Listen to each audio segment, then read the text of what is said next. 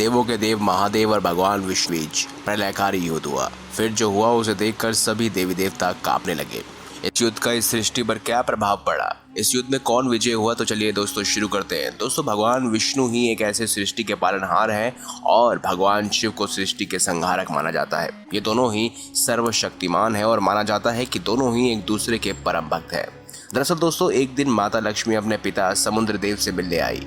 तब उन्होंने देखा कि उनके पिता काफी चिंतित प्रतीत हो रहे हैं।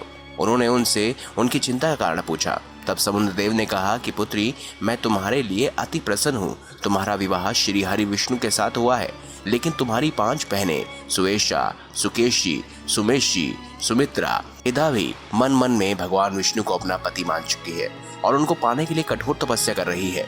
ये बात सुनकर माँ लक्ष्मी अत्यंत चिंतित हो गई और वैकुंठ धाम वापस आ गई। वापस आकर माता लक्ष्मी ने भगवान विष्णु से कहा, हे प्राणनाथ, आज मुझे विश्वास दिला दीजिए कि आपके संपूर्ण हृदय में केवल मेरा स्थान है। भगवान विष्णु ने कहा, देवी, आप इस सत्य से अनभिन्नता नहीं है। मेरे हृदय के आधे भाग में केवल महादेव है। मैं ये कह सकता हूँ कि मेरे संपूर्ण हृदय में आप हैं। इस पर देवी लक्ष्मी ने कहा, तो फिर शेष आधा भाग तो मेरे लिए होना चाहिए ना। भगवान विष्णु ने कहा, देवी, मैं जगत का पालनहार हूँ।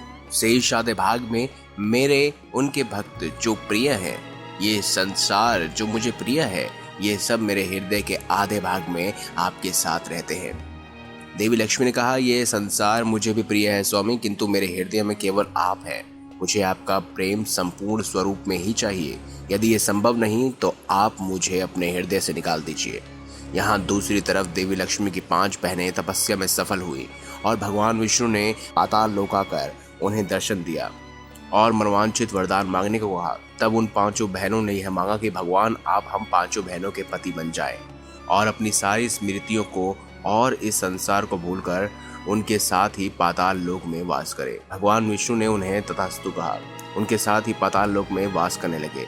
भगवान विष्णु के चले जाने से संसार का संतुलन बिगड़ने लगा। माता लक्ष्मी भी बहुत व्याकुल हो गई और भगवान शिव के पास गई और माता पार्वती ने उनसे कहा, देवी, भगवान विष्णु तो जगत पालनहार है। आप उनसे ये आशा कैसे रख सकती हैं कि उनके संपूर्ण हृदय में केवल आपका ही स्थान हो।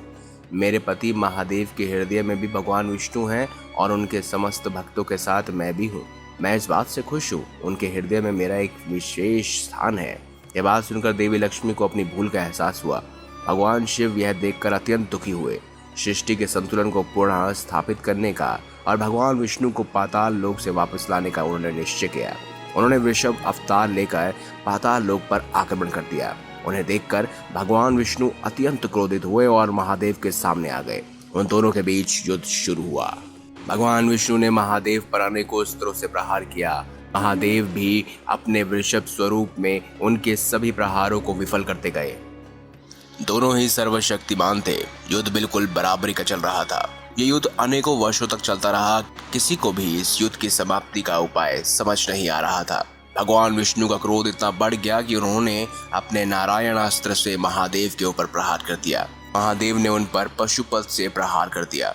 इस कारण दोनों ही एक दूसरे के अस्त्रों में बंध गए। यह सब देखकर गणेश जी माता लक्ष्मी की उन 5 बहनों के पास गए और बोले कि भगवान विष्णु और भगवान शिव दोनों ही एक दूसरे के अस्त्रों में बंध गए हैं। यदि भगवान विष्णु की स्मृति वापस नहीं आई तो ये दोनों अनंत काल तक ऐसे ही बंधे रहेंगे और इस समस्त सृष्टि का सर्वनाश हो जाएगा।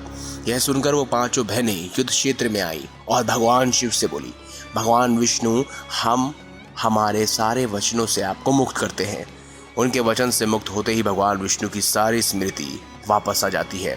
फिर उन्होंने भगवान शिव को अपना अस्त्रों से बंधन से मुक्त कर दिया और भगवान शिव ने उन्हें मुक्त कर दिया और अपने सकारात्मक रूप में आ गए और फिर भगवान शिव और भगवान विष्णु को लेकर वैकुंठ धाम आ गए। दोस्तों, ये थी महायुद्ध की कहानी। अगर आपको वीडियो अच्छी लगी हो तो वीडियो लाइक करें, हमारे चैनल को सब्सक्राइब करें और इसे ज़्यादा से ज़्यादा शेयर अवश्य करें। धन्यवाद।